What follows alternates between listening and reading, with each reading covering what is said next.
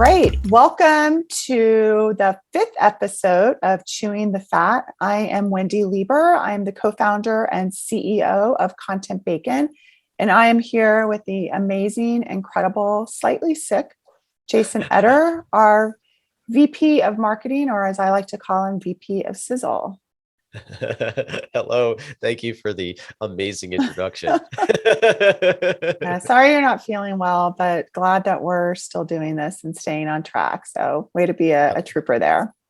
Absolutely. Absolutely. Today's topic is something that I love to talk about. I've actually talked about it on social media, but I really want to get your thoughts as a CEO. So here it is, LinkedIn messaging. It is a very, very effective tool if done right. However, there are certain considerations to put in place in order to be effective on LinkedIn messaging. And before I share any of my thoughts, of course, I would love to just, for you, my assumption, Wendy, is you are inundated with LinkedIn messages. What makes you click on one? Yeah, so I think LinkedIn over the years, has really upped their game and become such, an effective business tool. And, if you're not on LinkedIn, I mean, it's such a missed opportunity. But you're right. Like with a lot of AI, there are so many messages that I'm getting in my inbox that, again, just I barely look at any of them. So for me, a couple of things are super important. In an ideal world, you wouldn't just message me out of the blue. You would have built some type of relationship with me through content. And, I'm active on LinkedIn. You would, I pay more attention to people that interact with my content and have like a relevant comment or question than I do to people who message me. But if people are building that relationship with me through interacting with me on content and then they message me, there's like a relationship, right? It's not like it's just a cold outreach. So that's point one is, and I doubt most people, will do this because it takes effort, right? It's like you're building a relationship. You're not just, we're dating, like we're having coffee. We're not, going away for the weekend. That's one of Sarah, our director of ops, favorite analogies. And so I think it's important to think about that. And if you're not interacting with my content, why are you messaging me anyway? How do you even know anything about me? So I think the more authentic the relationship is, and the more your message is going to be relevant to me. And that's typically when I pay attention, is when I feel like, okay, there's some familiarity here. This person knows me, knows a little bit about what I'm dealing with, and then I will respond. And I have responded many of times to messages and built relationships through LinkedIn, but it's probably 1 out of 100 because of the things I'm mentioning. Yeah, absolutely. I think that I love the tactic, or just not the tactic, just the humanness of what you're saying. I think the tactic is definitely the wrong word, but you know, this is a social platform, and if you are not being social on it, there's no value. It's about as effective as a poorly written cold email, right? Yeah. It gets trashed immediately or just ignored entirely. The one piece of LinkedIn messaging that I kind of harp on, especially when I'm talking to sales teams, is when you look at that thread of unread messages, really consider the real estate you're dealing with.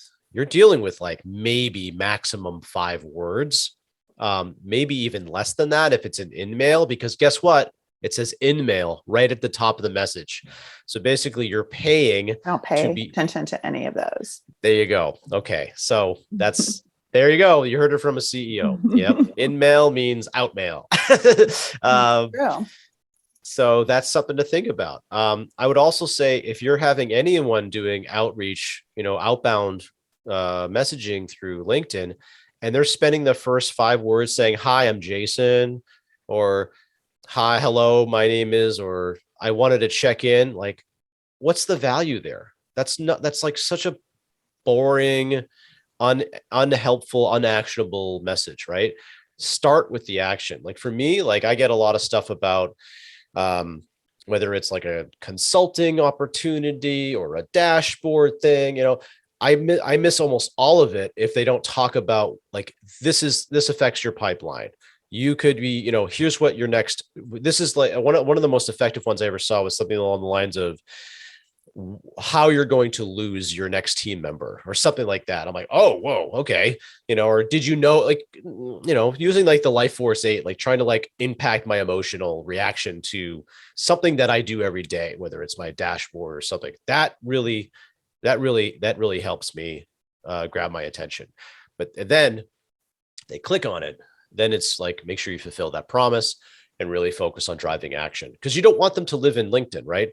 For the most part, you want them to go somewhere else, or you want them to reply. I guess maybe that's like a better way of looking at it, is you really just want them to reply, right? Yeah.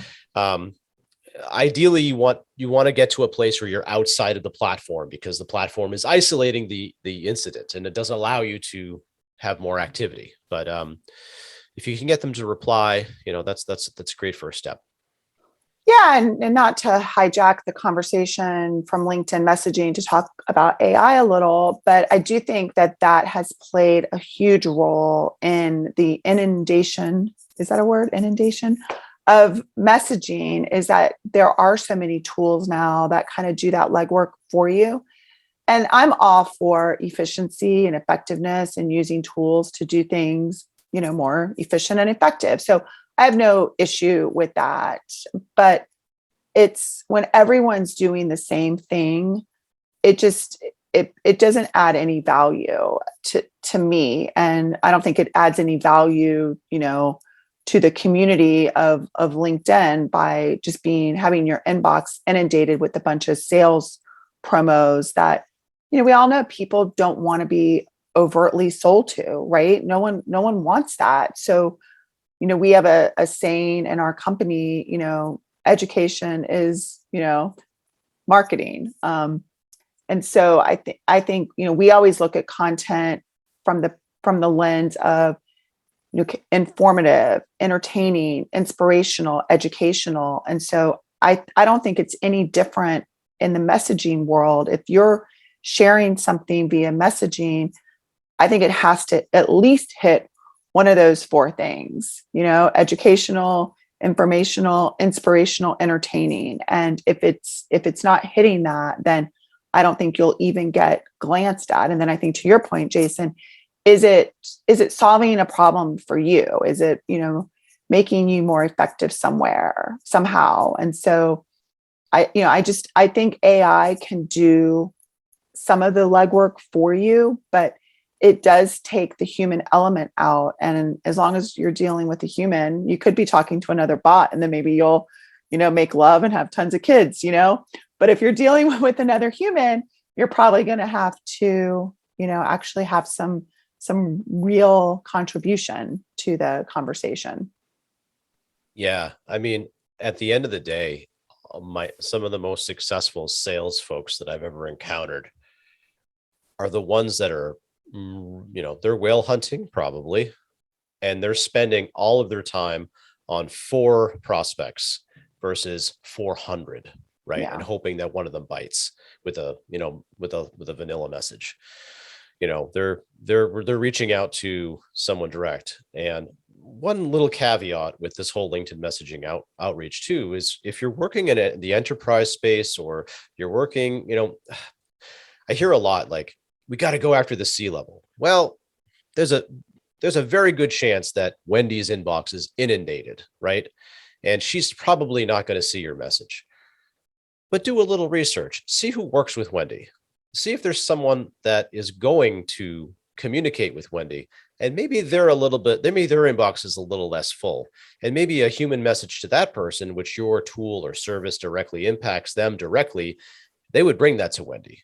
That might be a little bit more of an effective tactic as well. There's the word again. I use the word tactic again. Yeah. Okay. Yeah.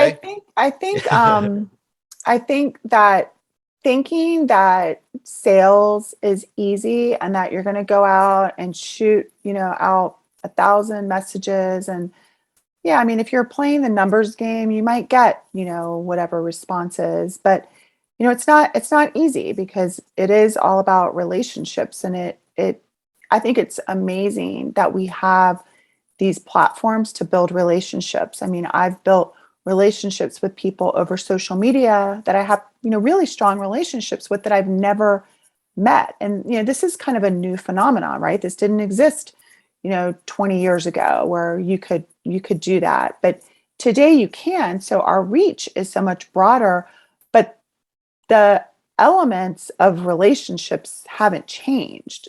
How we can create them has changed and opened up, but we can't forget that we're still human beings and we still like, to be heard, to be listened to have, our pain points, identified and solved. So I think and I don't believe that's ever going to change. I again, not to knock AI. I mean, it has a place. It makes certain things easier, but if you're still dealing with the human, you're still going to need to treat a human like a human, not a robot. And we can all tell the difference when we get a message that has been AI generated versus a message that has been human generated. So that's my soapbox. Absolutely. We should all just get t-shirts that says hello first name. Yes. Excellent. Well, that I think that is a perfect way to conclude the fifth episode of Chewing the Fat. Wendy, as always, I learned so much from you, and I appreciate your time and knowledge share. Well, thank you, Jason. All right. Have a nice All day. right. Have a nice day.